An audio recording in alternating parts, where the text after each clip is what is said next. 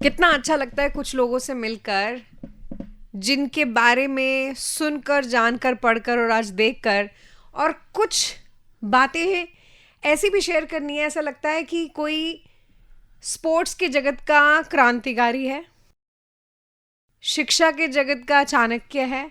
In fact उसमें नीतिज्ञ होने की भी वही सारी क्वालिटीज़ हैं जो कि हमारे देश की मिट्टी को ना सिर्फ महका रही है, बल्कि ऐसा लगता है कि तिरंगा झंडा ना सिर्फ इन्होंने दिल की धड़कन के पास पहना है, बल्कि उसको जीता है, रोशन किया है। और हर ऊंची, जहाँ तक जाएगी ऊंचाई, वहाँ तक हम इसको लहराएंगे। खेल जगत के एक ऐसे खिलाड़ी नहीं कहूँगी मैं बोलूँगी वो जो खेल खेल में अपनी ज़िंदगी को कुछ इतना बड़ा कर चुके हैं कि हर खिलाड़ी उनको अपना मेंटोर मानता है, उनसे प्यार करता है, क्योंकि इन्होंने इस देश की मिट्टी के लिए, उस जज्बे के लिए, उस खेल के लिए अपनी ज़िंदगी के अभी तक इज़ वेरी यंग बट 30 साल दे चुके हैं। हमारे साथ दीपक जी है। सर कैसे हैं आप? बढ़िया मैम, आप बताइए। Absolutely fine sir.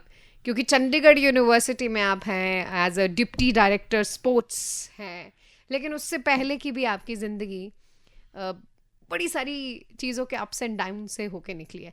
मैं अपने लिसनर्स को ये ज़रूर बताना चाहूँगी कि अभी आपसे बात करने से पहले हमने कुछ कुछ बातें कर ली हैं, लेकिन मुझे लगा कि वो कुछ कुछ बातें कुछ कुछ रहने देते हैं। बहुत सारी बातें हम रेडियो पर शेयर करेंगे। तो शुरुआत करते हैं। सबसे पहले तो कांग्रेचुलेशन सर। खेलो इंडिया में ना सिर्फ हमने परचम लहराया, बल्कि बैक टू बैक दूसरी बार मौलाना अबुल कलाम आज़ाद हमने ट्रॉफी जीती है चंडीगढ़ यूनिवर्सिटी के लिए। Thank you so very much sir. जय हिंद सर। तो कैसा लग रहा है इतनी टीम, इतनी पलटन को लेकर इतना बड़ा ट्रॉफी फिर से जीत के आना? Full of energy. मतलब मैडम, ये हम सोच नहीं सकते थे। चैलेंजेस था, बहुत बड़ा चैलेंजेस था। बेसिकली क्या है, ट्रॉफी लेना और ट्रॉफी को मेंटेन करना, हाँ, दोनों बहुत ज़्यादा एक चैलेंजेस हो जाते हैं। okay. आप कोई भी एक ऊंचाई को, जब आप, मैं एज ए प्लेयर भी रहा हूँ तो मैं अपनी फीलिंग बता सकता था जो मेरे साथ इस बार हुआ। और मेरी फीलिंग्स देखिए, मैं जब कोई भी एक प्लेयर जब एक पीक पे चला जाता है, फॉर एग्जाम्पल आप किसी भी प्लेयर के अगर एग्जाम्पल ले लें, टॉप के जितने भी हैं आपके, चाहे योगेश्वर दत्त हो गया, चाहे लाइक मैं भी अपने लाइफ में, अगर मैं जब नेशनल में मेडल लिया था और इंटरनेशनल, तो मैंने क्या हुआ, जब उसके बाद उसको क्या होता, जब टूर्नामेंट में जाता ना, उसको बहुत ज़्यादा फीवर होता है, सो दैट कि मैं नहीं हार ना जाऊं, क्योंकि उसकी रेपुटेशन उसके साथ जुड़ जाती है। और रेपुटेशन जो जुड़ जाती है ना, तो उसको रात को नींद नहीं आना, ये सारी चीजें मेरे साथ all as a player, as a coach, सारा चीजें मैं होती थी आपके साथ भी। जैसे हम मीडिया वाले लोग हैं, हमने स्टेज पर जाना हो, चाहे मुझे कितनी साल कितनी स्टेज क्यों ना कंडक्ट कर रही हो, कितने इंटरव्यूज ना कर लियो, एक ना गला सबका सूखता है ना, एक घबराहट सी होती है, ऐसा लगता है कि आपको कि सब ठीक हो जाए, है ना। सो क्या ये हर खिलाड़ी के साथ भी होता है? बिल्कुल मैडम, और हर खिलाड़ी के साथ होता है, और स्पोर्ट्स में ये होना ही होना है। अगर मेरे साथ नया प्लेयर के साथ किसी के साथ कंपटीशन है ना, या फील्ड में बराबर वाले के साथ थोड़ा सा कम होता है, आप देखिए कि मैं एक आदमी में सेटिस्फेक्शन होता है प्लेयर्स में कि यार इससे हार गया तो चल जाएगा, पब्लिक ये कहेगी कि ठीक है यार, बराबर के प्लेयर थे, दोनों ओलंपियंस थे, या दोनों इंटरनेशनल थे, दोनों नेशनल मेडलिस्ट थे। लेकिन अगर जिससे आप लीड कर चुके हो और फिर आपने लीड नहीं किया, तो लोग कहेंगे यार ये तो खत्म हो गया, प्लेयर ही खत्म हो गया, अब इसकी लाइफ खत्म होगी। तो बहुत सारी मार्केट में 50 बातें होनी, तो उसके बाद उसका डाउनफॉल आना शुरू हो जाता है। प्लेयर्स हमेशा, मैं प्लेयर्स की फीलिंग्स बता रहा हूँ, सेम अब हमारे साथ ऐसा हुआ। हमने लास्ट टाइम 32 गोल्ड पे हमने लीड किया था, और वो भी रिकॉर्ड था लास्ट खेलो इंडिया का। तो हमारे लिए ये फीवर था। मुझे आप, मतलब मैं अपनी बता रहा हूँ, ये था कि पहले इतने वाले आ जाए, इतने आ जाए। मैं तो ये सोच रहा था कि मुझे 32 आ जाए, एटलीस्ट मैं टॉप पे तो जाऊं। तो मुझे, मतलब अपनी फीलिंग बता रहा हूँ, मैं 2 तारीख से पहले की बात बता रहा हूँ, वो अलग जर्नी थी। 2 तारीख के बाद अलग जर्नी वहां पे हुई। 2 तारीख से पहले मैं रात को सोता था, कभी 2 बजे मेरे को नींद खुलता था, 2 बजे के बाद मुझे नींद ही नहीं आती थी। मैं ये सोचता था कि अब मैं उस कोच को फोन करूं, वहां क्या चल रहा है। बेसिकली क्या है, खेलो इंडिया यूनिवर्सिटी गेम्स 5-6 डिस्ट्रिक्टों में हो रही थी। मैं बेसिकली जयपुर में था, जब मैक्सिमम गेम जयपुर में थी, ब्यूटीफुल पिंक सिटी। तो वहाँ पे मैक्सिमम 10 से 15 इवेंट्स जो जयपुर में हो रहे थे। ठीक है। तो मैं कोशिश था कि मैं मैक्सिमम इवेंट को कवर करूँ। लेकिन कुछ उदयपुर में था, कुछ जैसलमेर में था, कुछ जोधपुर में था। तो मेरे लिए बड़ा स्ट्रेस था कि यार वो क्या कर रहे हैं, वो प्लेयर्स क्या कर रहे हैं। Okay. तो तो मैं आप 2 बजे उठ के उनको भी उठाते थे? मैं 5 बजे अच्छा, फोन कर 5 देता था, बजे क्योंकि उनको स्ट्रेस नहीं देना चाहता था। मैं चाहता था कि कोच और प्लेयर मेरा स्ट्रेस में ना हो, वो रिलैक्स रहे, मैं स्ट्रेस झेल लूंगा। तो मैं 5-6 बजे फोन करता था कि भाई क्या कर रहे हो, सो के उठ गए, फ्रेश हो जाओ, कोई दिक्कत है, तुम्हें कुछ खाना वाना की जरूरत है तो आप खा के आओ। ओके। बोले अगर खेलो इंडिया की तरफ से कोई अगर फाइनेंशियली अगर नहीं तुम्हें कुछ मिल रहा है, ऐसा कुछ था नहीं खेलो इंडिया में, बट फिर भी मेरे तरफ से एक मोटिवेशन था, तो आप बाहर से खाओ, बिल ले आना, मैं पे करूंगा, नहीं तो मेरे से बता दो, मैं गूगल पे कर देता हूँ। तो एक मोटिवेशन था कोचेस और प्लेयर के लिए कि जैसे एज अ पेरेंट काम करता है ना, कि बच्चा अगर कहीं गया हो तो ऐसे लगता है कोई दिक्कत नहीं होनी चाहिए तुझे, है ना, वही आपने रोल निभाया। वो रोल निभाया। तो कहते हैं सर, मैं बोला एक गोल्ड दे दे भाई, एक गोल्ड दे एक आपको छप्पड़ फाड़ के मिले इतने सारे, तो you won 42 पोजीशन गोल्ड्स। था हमारे साथ। आप मैं रेसलिंग की बता रहा हूँ, हमारे पास 2 ही बच्चे थे जो खेलने वाले, जो क्वालिफाई थे। खेलो इंडिया बेसिकली क्वालिफाई होके जाते प्लेयर, बेस्ट 8 प्लेयर जाता है इंडिया का टॉप पे। तो 2 प्लेयर थे, तो एक गोल्ड आ चुका था, हमारा दूसरा गोल्ड आना था। आना क्या था वो पता ही नहीं था। तो मैंने कहा भाई तू एक गोल्ड दे, तो तुझे जो चाहिए जहां चाहिए पार्टी में दूंगा। तो कोच को, प्लेयर से मैं बात कर रहा हूँ वीडियो कॉल पे, मैं कहा बेटा मैं तेरे को स्पेशल मिलने आऊंगा, मुझे पता है तू मेरा बच्ची है, बेटी थी, और मैंने कहा बेटा मुझे पता है तू मेरे से समझ सकती है कि मैं प्लेयर रहा हूँ, तो तू मेरी फीलिंग समझ सकती है। बोले सर मैं प्रॉमिस कर रही हूँ आपको गोल्ड दूंगी। बट उस इवेंट में मेरे को मेडल का चांस नहीं था, बहुत टफ था वो इवेंट। और उस बच्ची ने गई मैच पे और फाइनल मैच बिल्कुल वन साइडेड करके गोल्ड लेके आई। तो वो मेरे लिए आंसू आए होंगे ना, बहुत बार रोते होंगे ना, मतलब आप देखिए कि खुशी के प्लेयर बहुत इमोशनल होता है, और मैं ना, मेरे आंखों में आंसू आ गए। तभी मैं ये बात कर रही हूँ ना आपसे, तो भी मुझे वो इमोशंस आपकी आंखों में देख सकती हूँ। तो मुझे लगा कि आज इनफैक्ट आज सुबह एक वीडियो देख रही थी मैं, वो थोड़ा कटाक्ष था, वो दूसरी सेंस में था कि लड़के नहीं रोते, बट मुझे ऐसा लगता है कि खिलाड़ी हो या किसी में भी जिसमें इमोशंस जिंदा है ना, जो कुछ फील करता है, दर्द और खुशी महसूस करता है, उसकी आंखें जरूर से मैडम बेसिकली आप देखिए खिलाड़ी यहाँ से दिमाग से काम ही नहीं करता, दिल से काम करता। आप उसको बोल देंगे दिमाग लगाने के लिए, तो नहीं, उसे बोल दो यार मुझे पास होना, पढ़ के इतना पढ़ाई कर लेगा मुझे पास हो जाना है। हाँ। उसको फील्ड में क्या करना, वो वहाँ दिल लगाता है, दिमाग लगाता है कि मुझे किसी से पीछे नहीं रहना।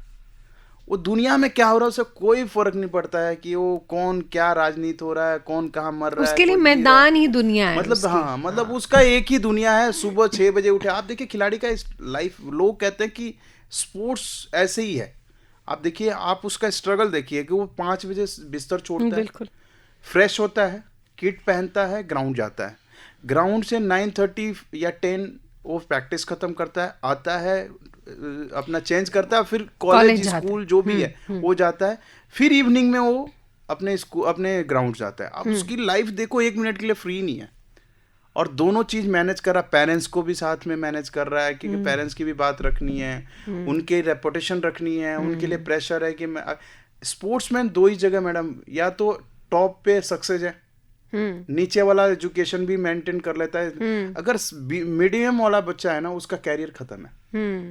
आप देखिए अगर वो टॉप पे नहीं गया तो उसका कैरियर खत्म है, तो उसका बड़ा चैलेंजेस है स्पोर्ट्स के लिए, बहुत है। आप देखिए कि 200 प्लस यूनिवर्सिटीज ये पार्टिसिपेशन करती है AIU में, बेस्ट 8 टीम क्वालिफाई होती है खेलो इंडिया यूनिवर्सिटी गेम्स के लिए, एक दो इवेंट करके 162 यूनिवर्सिटीज खेलो इंडिया में क्वालिफाई करी थी, उसमें एक टॉप पे आना, मतलब आप सोच सकते हो कि आप वो अपने आप में फील करिए कि कितना मुश्किल था। बहुत बहुत ज़्यादा मुश्किल है। मुझे ऐसा लगता है कि किसी को सर्दी में पसीने आ जाएं, वो सब चीज़ें इमेजिन करके जो हमारे खिलाड़ी अपने जिन चीज़ें हमें लगता है ना कि कंफर्ट है, कंफर्ट का सी भी उनकी लाइफ में नहीं आता है, वो सिर्फ और सिर्फ चाहते हैं कि वो जीत हासिल करें, देश का तिरंगा लहराए। और क्योंकि जितने भी खिलाड़ियों के मैंने कई इंटरव्यूज देखे हैं, वो ये कहते हैं कि जब अपने देश की धुन बजती है, राष्ट्रगान सुनाई देता है, उससे सुंदर, उससे मधुर, उससे प्यारा कुछ हो ही नहीं सकता। ऐसा ही होता है मैडम। देखिए आपने बोला मेरा रोआ खड़ा हो गया है ना, ये जो राष्ट्रगान है ना, हमारा जान है, हमारा जान है। बेसिकली हम स्पोर्ट्समैन, हो सकता है पूरा देश के लोग इसको प्यार करते हैं, मैं नहीं कह सकता, हमारे पूरी देश के लोग, लेकिन जो मैं एज ए खिलाड़ी as a sports administrator, as a coach भी रह चुका हूँ मैं बता सकता हूँ कि हमारा ऐसा लगता है कि मैं दुनिया जीत गया हूँ। जिस दिन तिरंगा, हमारा फ्लैग इंटरनेशनल में जब हम खेलते हैं और हमारा फ्लैग जब धीरे धीरे टॉप पे जाता है ना, आप और हमारा विदेशों में राष्ट्रगान चलता है, आप ये देखो कि ये लगता है कि बस हम जग जीत गए। बहुत। अब मेरे लाइफ में सब कुछ हासिल कर लिया, मेरे लाइफ में अब कुछ रह ही नहीं गया। क्योंकि जितनी आपसे बात कर रही हो ना, उतना मुझे लग रहा है कि कुछ चीजें ऐसी होती हैं, हम जिंदगी भर चीजों के पीछे भागते रहते हैं, बट आप उस फीलिंग को डिफाइन कर रहे हैं कि उससे खूबसूरत फीलिंग तो कोई इमेजिन ही नहीं कर सकता। हो सकता है वो वैसी फीलिंग हो जब एक माँ अपने बच्चे को पहली बार देखती है, उठाती है, या एक पेरेंट बनते हैं, वैसे ही आप अपने देश के नाम, जिसकी one of the maximum population है इन द वर्ल्ड, और वहाँ का जब परचम लहराया जाएगा, वो 3 रंग, केसरिया, सफेद, हरा, क्या मतलब उसका मतलब सच में मैं वर्ड्स नहीं है। Actually as being a radio performer, मुझे मेरी जिंदगी का सपना है कि मैं अपनी लाइफ में कुछ ना कुछ ऐसा करूं कि वो देश का नाम हम बहुत बड़े लेवल पर रोशन करें। आई गेस अगर हर इंडिविजुअल, हर सिटीजन ये सोचना शुरू कर देगा तो शायद हम हर काम में ईमानदार हो जाएंगे। बिल्कुल। चाहे हम किसी भी डिपार्टमेंट में, चाहे हम अकाउंट्स देख रहे हैं, चाहे हम क्लीनिंग में जुड़े हुए हैं, चाहे हम कोई भी बिजनेस में जुड़े हैं, अगर हमने ईमानदारी कर ली तो वही तिरंगा झंडा फहराने वाली बात हो जाती है। बिल्कुल मैम। और ये ईमानदारी शायद आप कभी रिसर्च करिएगा। यस। मतलब मैं बोल नहीं सकता, देखिए मैं उस फैटर्निटी से आता हूँ तो शायद मैं बोलूँगा ये ईमानदारी से या तो स्पोर्ट्समैन में या तो बदमाशी होगी या तो ईमानदारी होगी, बीच वाला आदमी नहीं होता है। बिल्कुल। और स्पोर्ट्स वाला बदमाश तब बनता है हमारी डिफेंस सर्विसेज में भी सर, आर्मी में भी। बिल्कुल। हाँ। दो ही चीज है। तो ये लोग इमोशनल होते हैं। बदमाश मैं मतलब ये वर्ड नहीं बोलना चाहिए। वो जैसे मैंने क्रांतिकारी वर्ड क्रांतिकारी कह सकते हैं, रेवोल्यूशनरी, क्रांतिकारी, बदलाव लेकर आते हैं। क्रांतिकारी देखिए देश में जब खिलाड़ी होता है, जब वो लगता है कि यार देश के साथ कुछ गलत हो रहा है, देश के साथ कोई लोग गलत कर रहे हैं, वो खिलाड़ी क्रांतिकारी बनता है। नहीं तो आप देखेंगे, नहीं तो खिलाड़ी अपना ठीक है, अपना काम किया, और मीडिया के सामने भी बहुत ज्यादा आके रह जाए, क्योंकि वो बहुत ज्यादा लोगों शब्द के साथ नहीं होते, वो खेल नहीं सकते उन शब्दों के साथ। हाँ, उनको लगता है अपना काम करें और आगे बढ़ें। आप देखिए कितने भी स्पोर्ट्समैन जो पॉलिटिशियन बने, बहुत अच्छे पॉलिटिशियंस बन गए, बहुत सारे इंटरनेशनल प्लेयर आज के डेट में भारत सरकार का सहयोग कर रहे हैं, पॉलिटिशियन, एमएलए, एमपी बने। आप देखिए कि उनकी स्टेटमेंट बहुत सीमित में रहती है, छोटा सा स्टेटमेंट देते हैं और चले जाते हैं, क्योंकि उनको इतनी बड़ी कहानियां पाने की आदत नहीं होती, सच्चाई की आदत है कि सच्चाई क्या है, देश में सच क्या हो रहा है और गलत क्या हो रहा है, उसी पे बात करते हैं। बिल्कुल बिल्कुल। तो स्पोर्ट्समैन वो फीलिंग है मैडम। और दूसरी चीज, हम खेलो इंडिया यूनिवर्सिटी गेम्स की बात कर रहे हैं, इंडिया की पहली यूनिवर्सिटी है, प्राइवेट नहीं, मैं पहली यूनिवर्सिटी है जो कंटिन्यू 2 टाइम खेलो इंडिया यूनिवर्सिटी गेम्स की ट्रॉफी लेके आई है। 2 टाइम ट्रॉफीज हैं, लेकिन कंटिन्यूज में नहीं है। वो चंडीगढ़ यूनिवर्सिटी को ही ये हासिल हुआ है। बहुत बहुत स्पेशल है। मुझे याद है मैं छोटी थी तो मेरे मम्मा टीचर रही हैं गवर्नमेंट में, और आर्ट टीचर थे वो। तो वो बचपन में हमें बोला करते थे, एक कहावत होती थी ना, पढ़ेंगे लिखेंगे तो बनेंगे नवाब, खेलेंगे कूदेंगे तो होंगे खराब।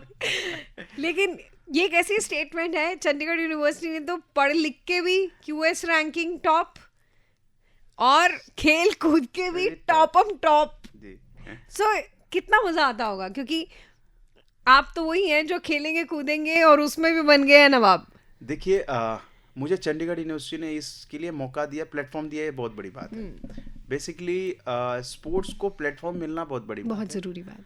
और ऑनरेबल चांसलर साहब, उन्होंने मुझे समझा कि शायद ये लड़का है कुछ चंडीगढ़ यूनिवर्सिटी में अच्छा कर सकता है। उन्होंने मुझे चांस दिया, चंडीगढ़ यूनिवर्सिटी ने मुझे प्लेटफॉर्म दिया कुछ प्रूव करने के लिए। तो इसके लिए मैं चंडीगढ़ यूनिवर्सिटी को भी बहुत थैंक्स बोलना चाहता हूँ कि मुझे प्लेटफॉर्म दिया, और मैंने उनके विज़न को और उनके बातों पे मैं अपनी बिल्कुल खरे उतरा मैंने, और उसको आज मैं 2 टाइम हमने ट्रॉफी लिया, और होप हम आगे भी कंटिन्यू रखेंगे, नए रिकॉर्ड्स बनाएंगे, आगे भी कंटिन्यू रखेंगे। और स्पोर्ट्स में परफॉर्मेंस कभी भी सर मैडम इक्वल नहीं होते। आज ओलंपियंस गोल्ड मेडल लेके आ रहा है, लेकिन वही कल उसका परफॉर्मेंस डाउन हो जाता है। मैं एज ए स्पोर्ट्समैन अगर आप बात कर रहा हूँ तो डेली आप एक स्पोर्ट्स की पीक नहीं ले सकते हो, क्योंकि पीक एक प्लेयर का 3 और 4 टाइम होता है साल का। टूर्नामेंट बहुत हो गए हैं, इंटरनेशनल हो गया, नेशनल हो गया, AIU ऑल इंडिया यूनिवर्सिटी हो गया, खेलो इंडिया यूनिवर्सिटी गेम्स हो गया। तो ऐसे में कंटिन्यू पीक लेना प्लेयर का बड़ा मुश्किल, हमारे लिए बहुत चैलेंजेस था इस बार कि ऑफ सीजन था। खेलो इंडिया यूनिवर्सिटी का गेम्स ऑलरेडी 1 साल डिले चल रहा था, कुछ इशूज थे गवर्नमेंट ऑफ इंडिया के जो भी होंगे इंटरनल, उनके डिले हो गया। प्लेयर्स लास्ट ईयर के क्वालिफाई हमारे कुछ जॉब में चले गए।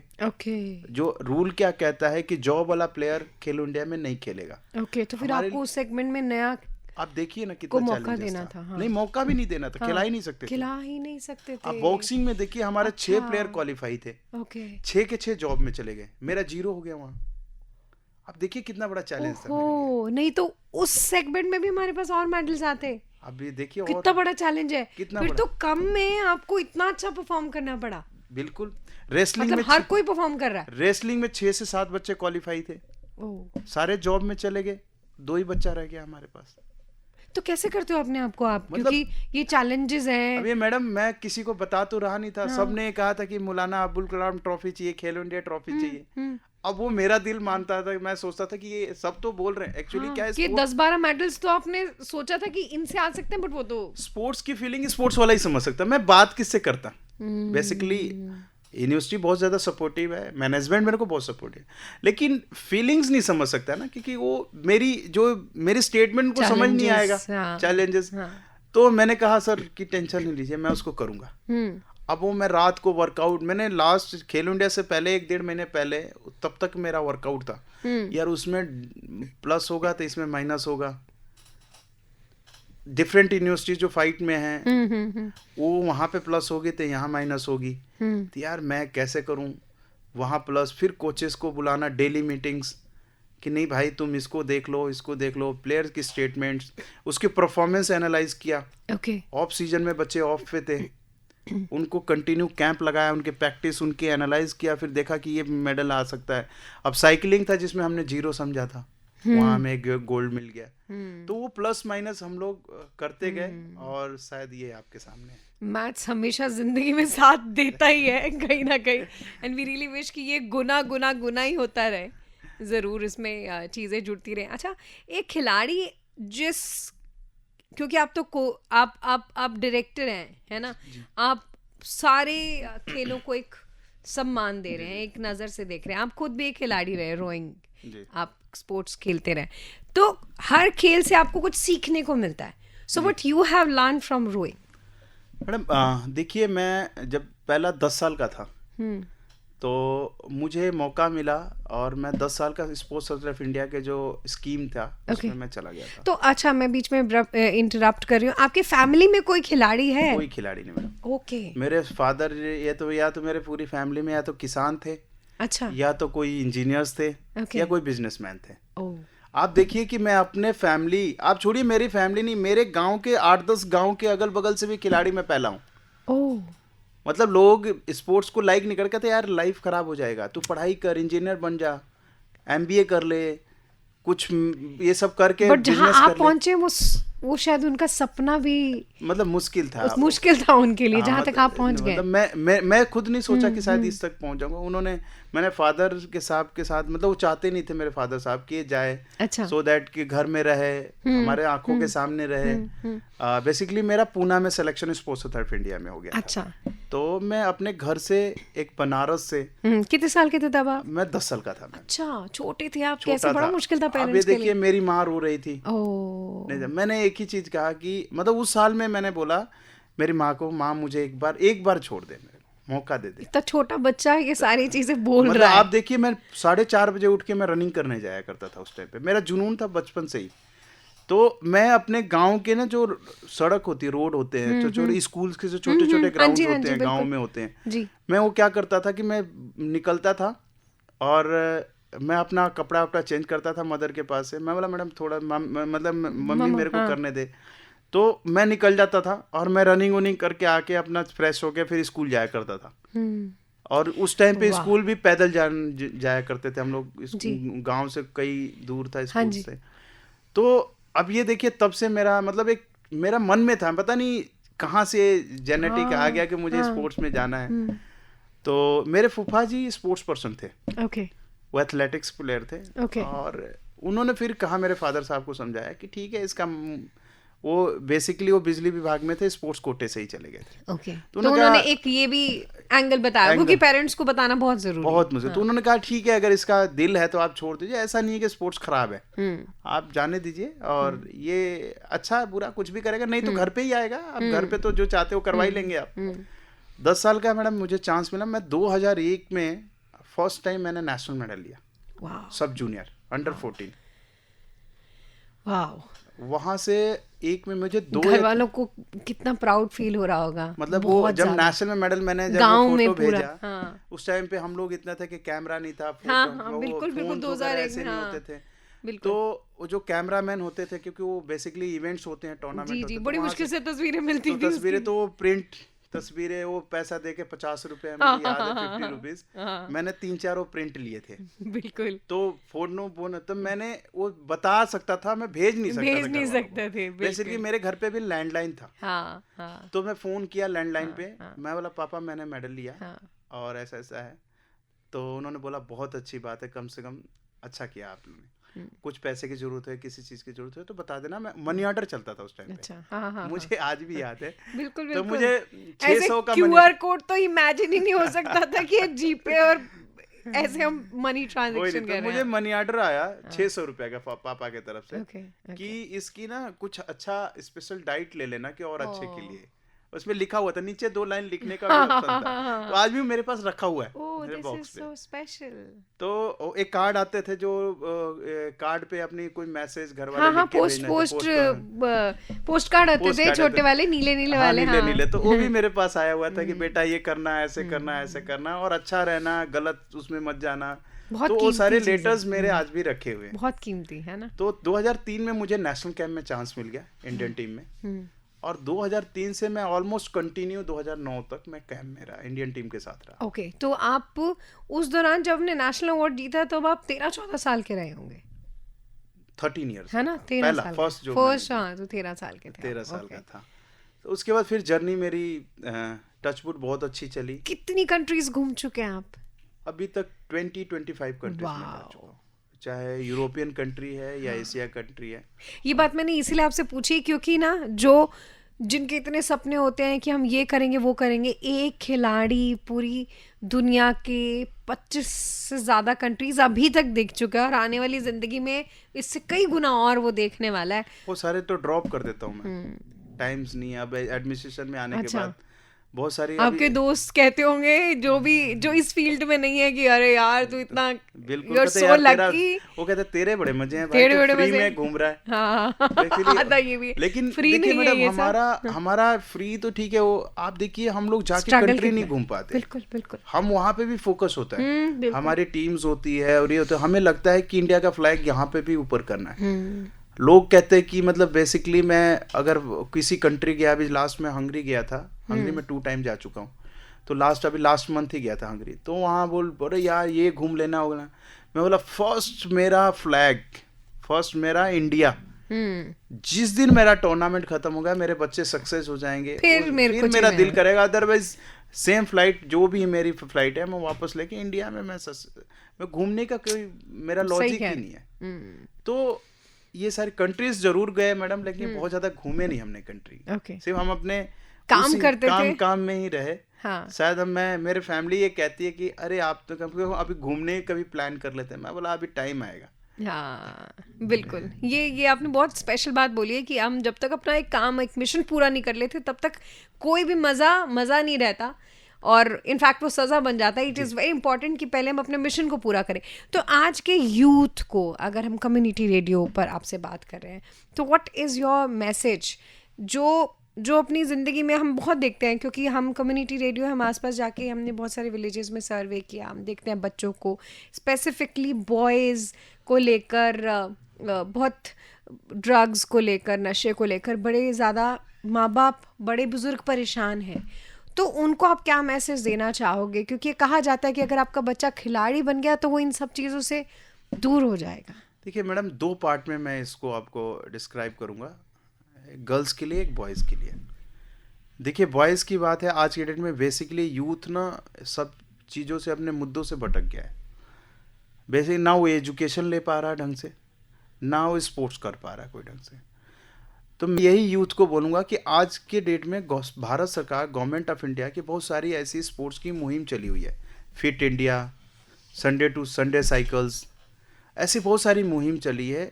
एटलीस्ट उनके साथ जुड़े, और उनके साथ जब जुड़ेंगे ना तो उनकी ऑटोमेटिक, जब जिस दिन आप देखिए, आप सुबह उठिए 6 बजे, अब 6 बजे उठ के ग्राउंड में वॉक और जॉग करके आएंगे ना, आप वॉकिंग और जॉगिंग करके आएंगे, तो आपका बॉडी, आप ऑटोमेटिक देखिएगा बहुत फ्रेश फील करेगा। आप 10 बजे उठिए, 10:30 बजे फ्रेश होके आप ऑफिस जाइए, तो डेली ऐसा लगेगा कि मतलब वो आंखें बंद हो रही हैं, आज सुस्ती आ रही है। आप अपने एक्सपेरिमेंट करिए मेरे तरफ से।